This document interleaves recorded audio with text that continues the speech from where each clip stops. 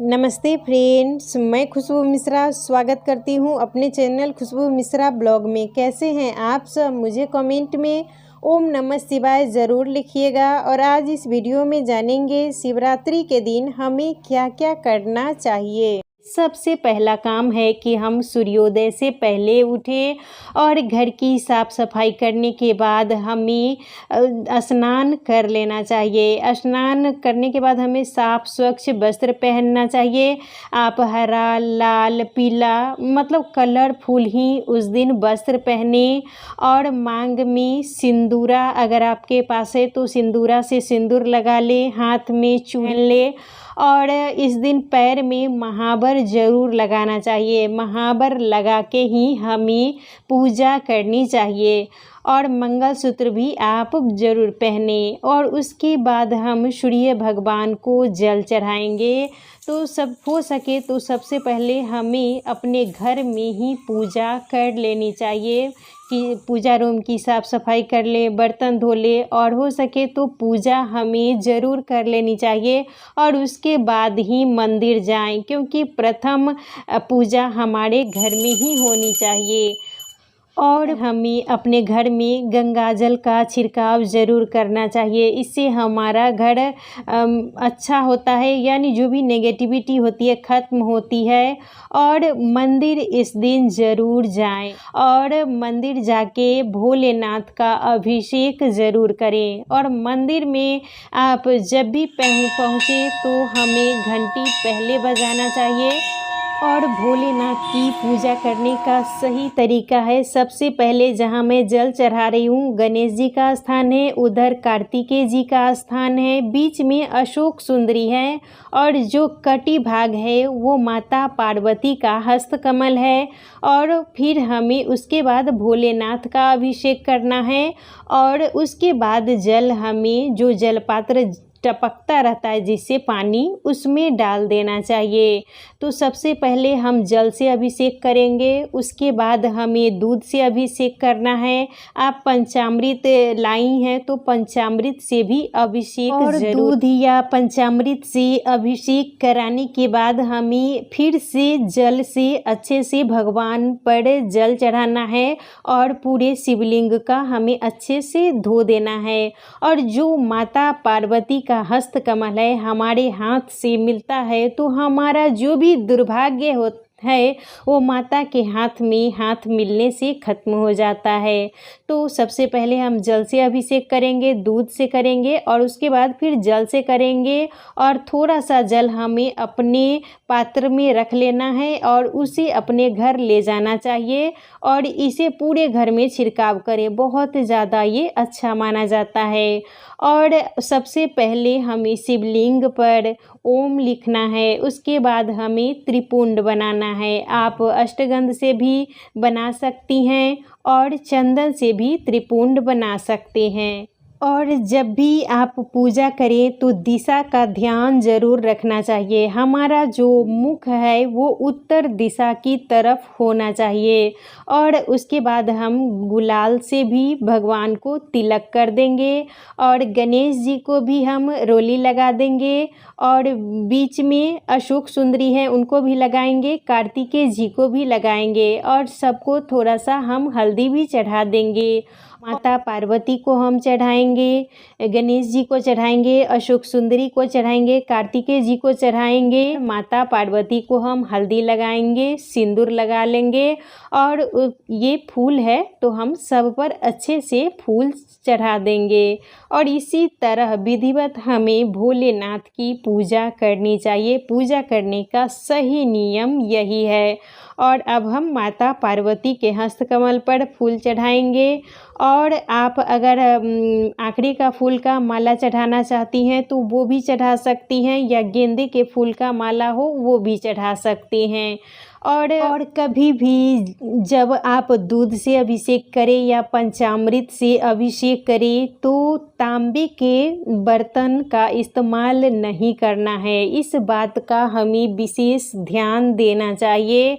और भोलेनाथ हमारे ऐसे देव हैं, महादेव हैं, जिनकी अगर पूजा हम श्रद्धा से करते हैं तो इनकी कृपा हमारे ऊपर बरसती ही बरसती है।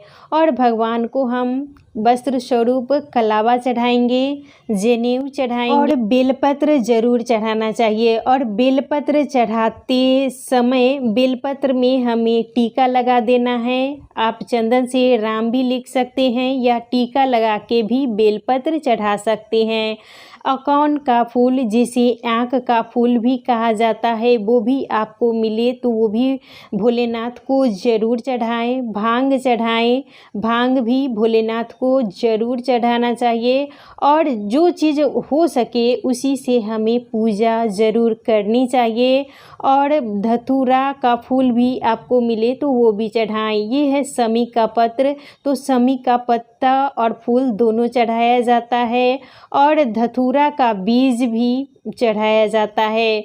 और उसके बाद हम नाग देवता का पूजन कर लेंगे। नाग देवता को भी चंदन से हम टीका लगाएंगे, उनको भी फूल चढ़ाएंगे। और जब भी आप पूजा करें तो मंत्र का जाप जरूर करें, ओम नमः शिवाय, ओम नमः शिवाय। और उसके बाद हम भस्म चढ़ाएंगे। और भोलेनाथ को गुलाल भी चढ़ाया जाता है, तो मेरे पास था तो मैं गुलाल भी चढ़ाई हूँ। और अक्षत जब भी चढ़ाएं तो वो खंडित ना हो और उसे धो के चढ़ाना चाहिए। तिल चढ़ाएं। और इसी तरीके से हमारे भोलेनाथ की विधिवत पूजा की जाती है। और पूरी श्रद्धा से हमें भोलेनाथ की पूजा ज़रूर करनी चाहिए। आप व्रत रखी हों या ना रखी हों, लेकिन मंदिर ज़रूर जाएं और भगवान का जल अभिषेक ज़रूर करें। और भगवान को भोग में जो भी सीजनली फल है वो भी भोग लगा सकती हैं। और कभी भी फल को जलाधारी पर हमें नहीं रखना चाहिए। वहाँ पर माता पार्वती का हस्त कमल है तो वहाँ हमें नहीं रखना है, फल को नीचे रखना चाहिए। और आप पूजा में दक्षिणा ज़रूर चढ़ाएं, जितना भी आप सक्षम हैं, 1 रुपये 2 रुपये उतना ज़रूर हमें चढ़ाना चाहिए। और आप दिया ज़रूर ले जाएं। आप तिल का भी दिया जला सकती हैं, घी है आपके पास तो घी का भी दिया जला सकती हैं। और कुंवारी लड़की भी भोलेनाथ की पूजा कर सकती हैं, लेकिन वो सिर्फ माता पार्वती को सिंदूर ना लगाएं, रोली का टीका वो लगा सकती हैं। और जो सुहागिन महिलाएं हैं वो माता पार्वती को सिंदूर का टीका लगा सकती हैं, उनके मांग में सिंदूर लगा सकती हैं। इस बात का विशेष ध्यान देना है। और जो भी आप भोग प्रसाद, मिश्री हुआ, चीनी हुआ, गुड़ हुआ, वो भगवान को भोग आप लगा सकती हैं।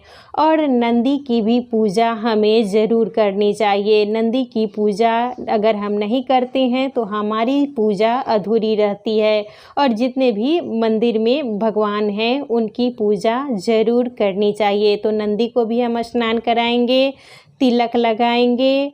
और नंदी को बेलपत्र ज़रूर चढ़ाया जाता है। नंदी को आप बेलपत्र चढ़ाएं और दुर्बा चढ़ाएं। ये गणेश जी हैं तो गणेश जी को भी दुर्बा ज़रूर चढ़ाना चाहिए। और बेलपत्र नंदी पर चढ़ाया जाता है, महादेव पर चढ़ाया जाता है, माता पार्वती पर भी बेलपत्र चढ़ाया जाता है। और कभी भी भोलेनाथ को विषम संख्या में ही बेलपत्र चढ़ाना चाहिए। 5, 7, 9, 11 इसी तरीके से बेलपत्र चढ़ाया जाता है। और गणेश जी को भी आप फूल चढ़ाएं, दुर्वा चढ़ाएं। और उन्हें रोली का भी टीका लगा सकती हैं, चंदन का भी टीका लगा सकती हैं। इसी तरीके से हमें पूजा करनी है। और माता पार्वती को आप उस दिन बेलपत्र चढ़ाएं, फूल चढ़ाएं। और जो भी श्रृंगार का सामान आप चढ़ाना चाहती हैं वो माता के पास स्पर्श कराएं और जो सिंदूर का डिब्बा आप लाई हैं उसी से माता के मांग में हमें सिंदूर भर देना है। और इसी सिंदूर को फिर लगाने के बाद, माता के मांग में लगाने के बाद हमें अपने मांग में भर लेना है। और आप इसे फिर सिंदूरा में इस सिंदूर को ज़रूर डाल लें। इसी तरह से माता पार्वती को सुहाग की सामग्री चढ़ाई जाती है। और कपूर से हमें भोलेनाथ की आरती ज़रूर करनी चाहिए। जितने भी देवी देवता हैं उनकी भी हमें आरती कर लेनी चाहिए। अगर व्रत करना चाहती हैं तो व्रत इस दिन ज़रूर करें, और नहीं भी करती हैं तो कम से कम पूजा ज़रूर करें। और मंदिर में आने से पहले हमें नंदी के कान में अपनी जो मन की बात है वो ज़रूर कहनी चाहिए, क्योंकि हमारे भोलेनाथ के पास नंदी ही हैं जो मन की बात पहुंचाते हैं। और मंदिर से आने के बाद जो आप शिवलिंग से जल लाई हैं उसका छिड़काव पूरे घर में कर देना चाहिए, और हो सके तो इसे अपने माथे से ज़रूर लगाना चाहिए। बहुत ज़्यादा ये अच्छा होता है। और पूजा करने के बाद ही हमें चाय पानी ये सब करना है। आप शरबत भी पी सकती हैं, और थोड़ा फल भी अगर आप खाना चाहती हैं तो फल हैं। और शाम के टाइम में आप फलाहार करें। इसी व्रत करना है और नियम का पालन इस दिन ज़रूर करना चाहिए। और जो भी आप फल आपको पसंद है वो खा सकती हैं। और शिवरात्रि व्रत का पारण हमें अगले दिन करना है, यानी 9 तारीख को व्रत का पारण करना है। तो पारण के दिन भी हमें सूर्योदय से पहले उठ जाना चाहिए। सूर्योदय से पहले उठ के आप स्नान कर लीजिएगा, पूजा कर लीजिएगा, और पूजा करने के बाद ही आप पारण कीजिएगा। और इस दिन हो सके तो हमें दातुन का ही प्रयोग करना चाहिए। पारण के दिन भी आप दातुन का ही उपयोग कीजिएगा, और व्रत के दिन भी आपको दातुन का ही उपयोग करना चाहिए। तो आज का वीडियो यहीं तक था। फिर मिलूँगी एक नए वीडियो में। वीडियो अच्छा लगे तो इसे आप लोग लाइक ज़रूर कीजिएगा।